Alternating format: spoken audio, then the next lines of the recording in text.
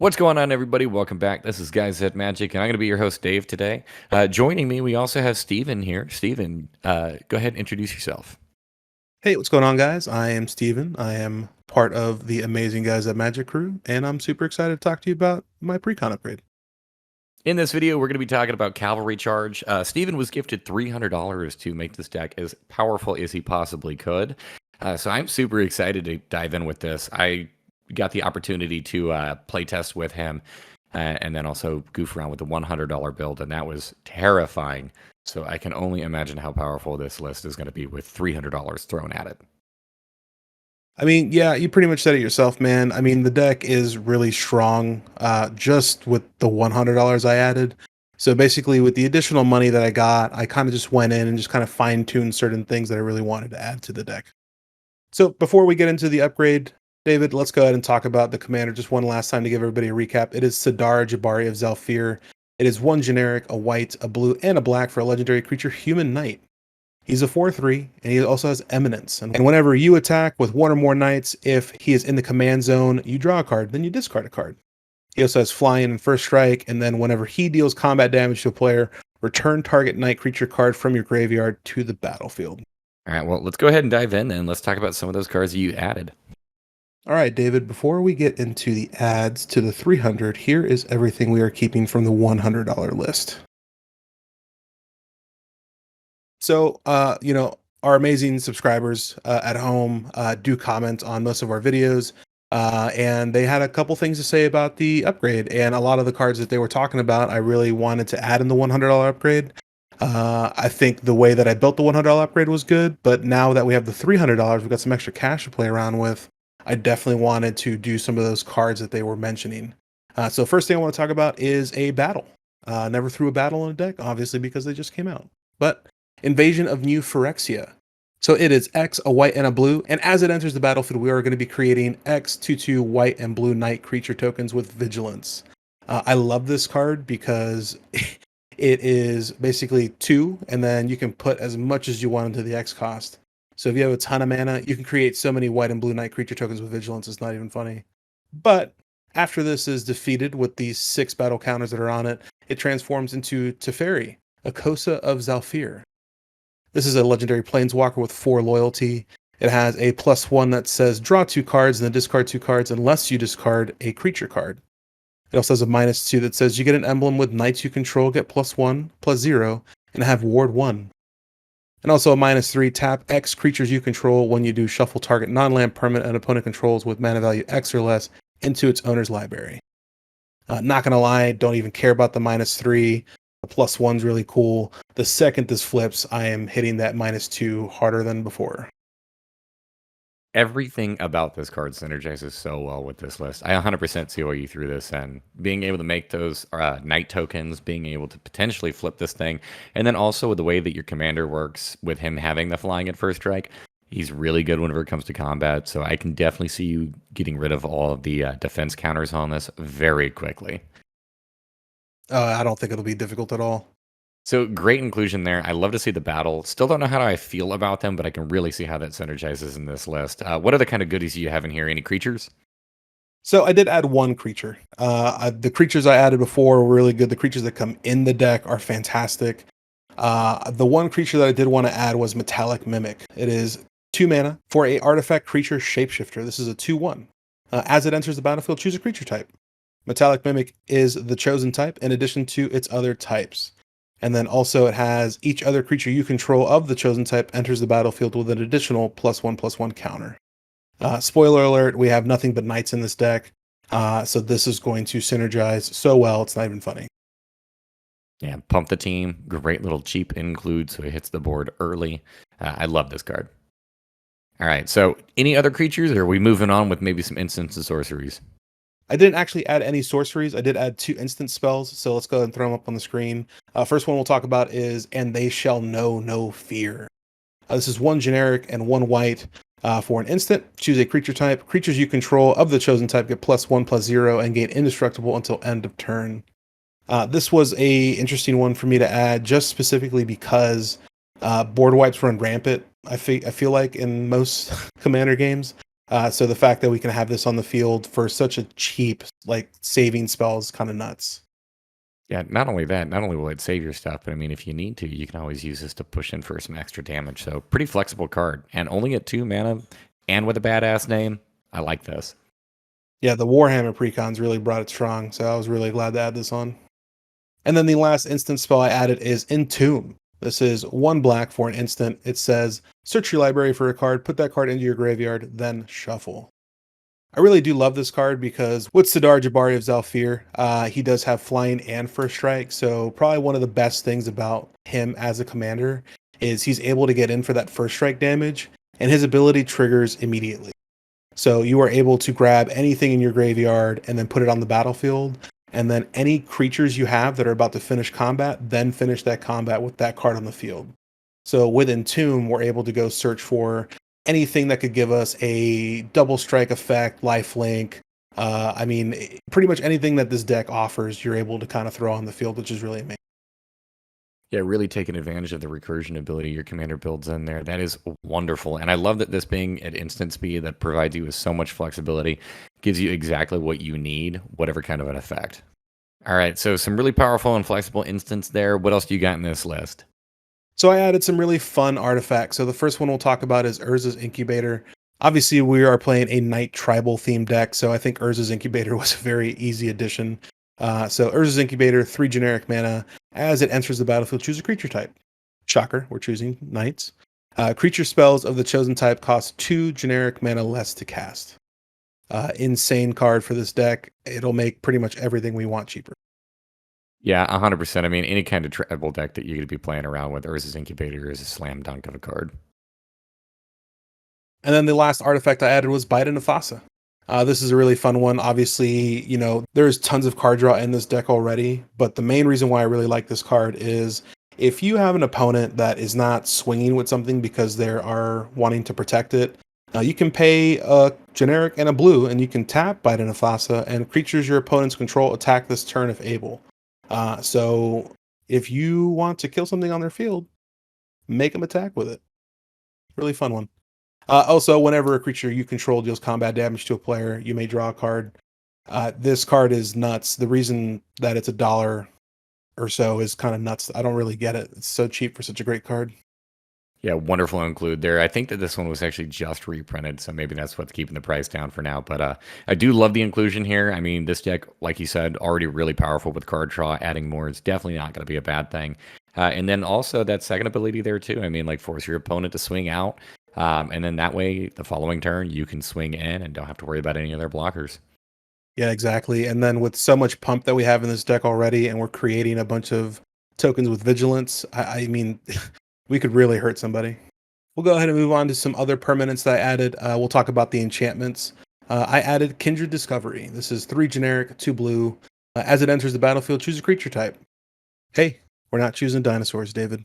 We are choosing knights. And then whenever a creature you control of the chosen type enters the battlefield or attacks, draw a card.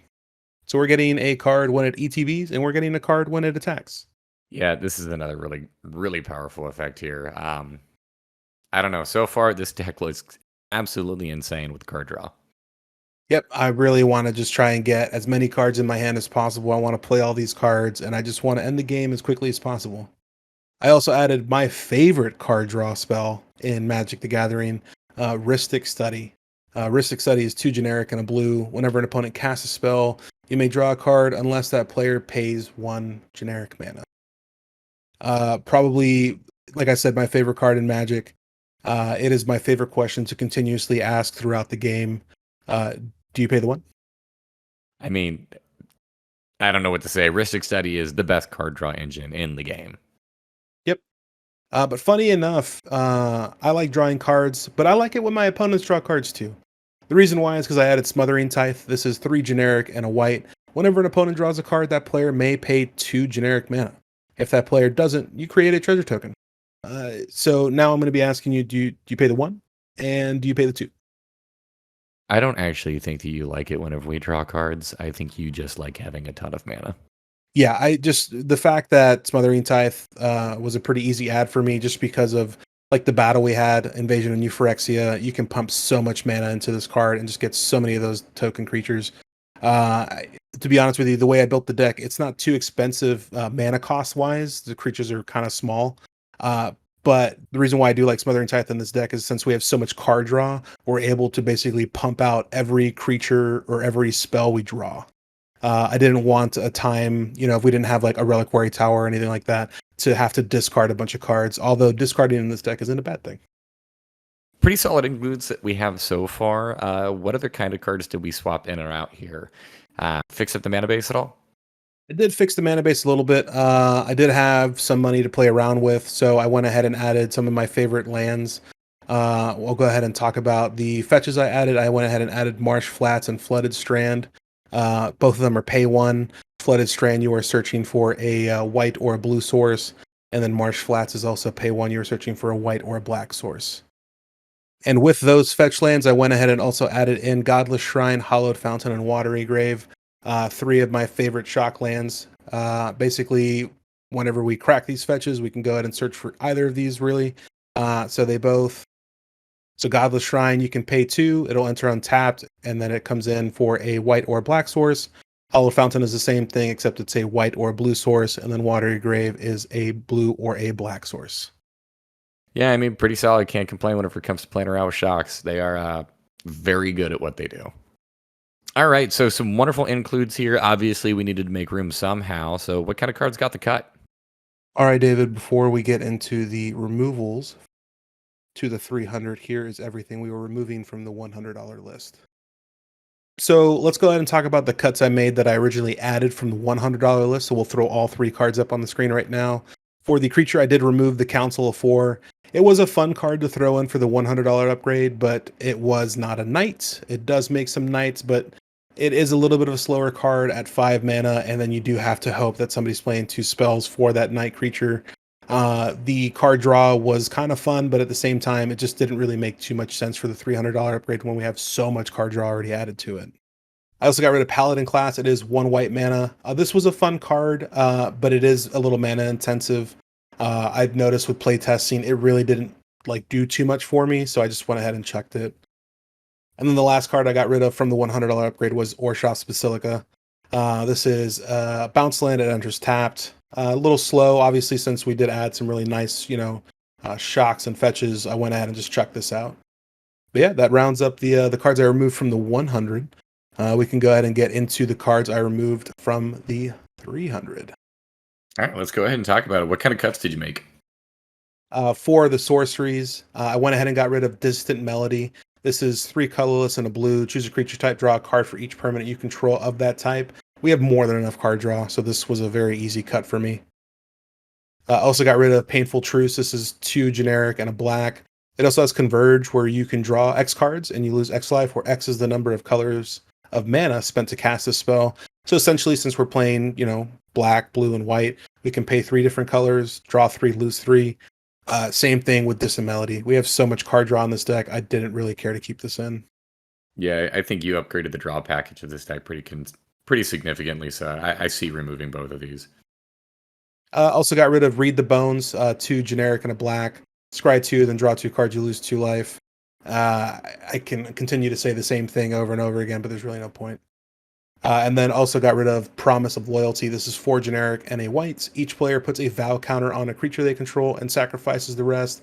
Each of those creatures can't attack you or planeswalkers you control as long as it has that vow counter on it. This was one of those cards where I already had so many board wipes in the deck, and from playtest scene, whether it was just myself or with David or with the other guys when we were doing some upgrade battles, didn't really ever get to this card, and I didn't really think it was needed, so I kind of chucked it. Yeah, it's a weird one. I actually really it's one of those cards that whenever I sit back and I read it, I really love the effect. And then actually sleeving this up and playing with it, I never cast this card. Nope. Never casted it. To round out the removal of the instant and sorcery spells, I got rid of 1 instant. It is Pool from Tomorrow. It is X and 2 blue, draw X cards, and then discard a card. Like I said, the card draw package in this deck was solid enough to where I didn't really need all these extra ones. I also got rid of 1 artifact. It was just Commander Sphere. It is 3 generic mana for an artifact. You can tap it for 1 mana of any color in your commander's color identity, and then you can sacrifice it to draw a card. I'll be honest with you. At this point, I didn't need the card draw, and I think the mana base was perfectly fine. I hate 3 mana for one. I didn't really enjoy this card too much. I also despise Commander Sphere. And to round out my removals, I went ahead and just got rid of 5 lands. We'll go ahead and throw 3 up real quick. I got rid of Choked Estuary, Port Town, and Shine Shadow Snarl. All 3 of these are basically the same. You have to reveal the type of land, or it comes in tapped. Added a bunch of cards that don't tap down, so got rid of these. These were pretty easy to get rid of. Choked Estuary is a island or swamp.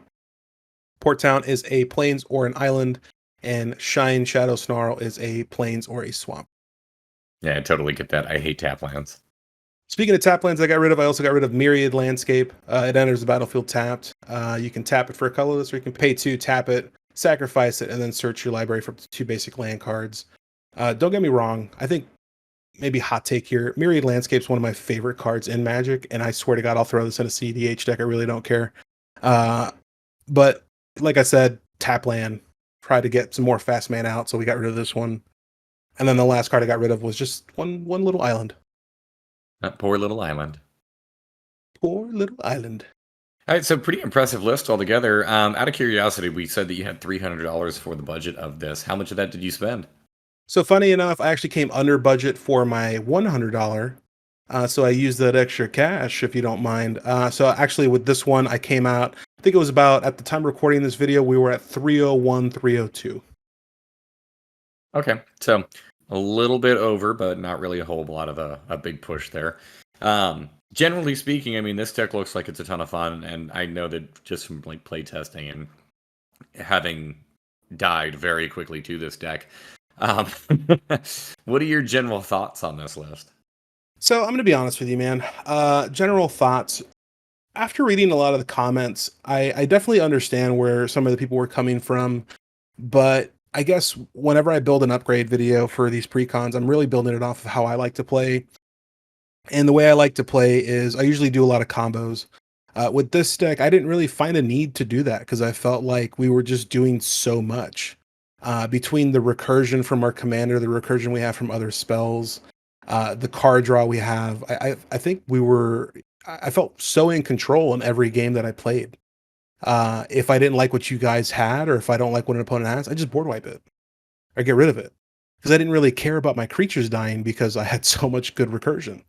I didn't really care about anything dying because like I could just draw more stuff. So it never really affected me. I think out of every deck I built, this is probably one of my favorites. Yeah, this precon is definitely one that I would recommend, and then both, of course, with the $100 and the $300 upgrades. This deck as a whole, I mean, I think is a slam dunk. Well, I greatly appreciate it. Thank you for the kind words. Yeah, so do us a huge favor. You made it through this part of the video. Make sure that you like and subscribe. Also, make sure that you check out his $100 video. And then if you are curious, we have the links to the Moxville deck list also available down in the comments below. As always, make sure that you comment on these videos. Let us know how you possibly would have built this a little bit differently. Maybe there's a card that you thought of that Steven didn't include in this list. We'd love to hear all that kind of feedback from you guys. Make sure that you follow us on Twitter, TikTok, and Instagram. It's at GuysThatMagic. And be sure to stick around. We're going to have the $300 upgrades for the rest of these precons coming out here soon. Until next time, this has been Guys That Magic. Peace. Goodbye.